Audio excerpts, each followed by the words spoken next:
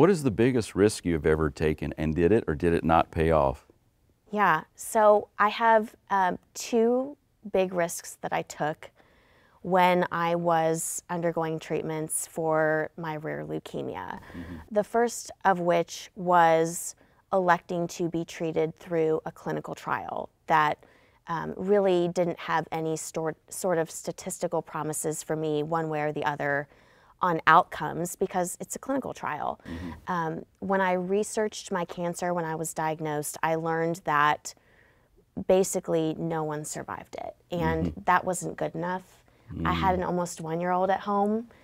She needs her mom. Yep. So I found the clinical trial at 10 different facilities in the United States, and choosing that over other traditional treatments that really didn't work, that was a roll of the dice. The second roll of the dice came when it came time to receive my bone marrow transplant. There's a lot of workup and testing that happens both with the recipient and also with the donor.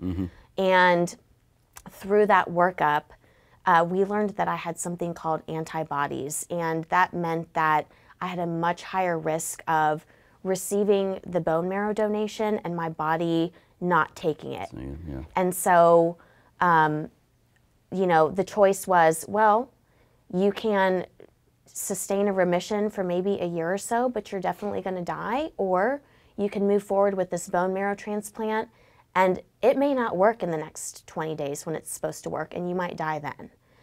And I chose the latter because I held on to hope, and I wanted to have a shot at being there for my daughter's life and being there for my husband, and it worked out well. So, See, yeah. that's the essence and definition of Moxie. That's why I wanted to have you on here. Yes.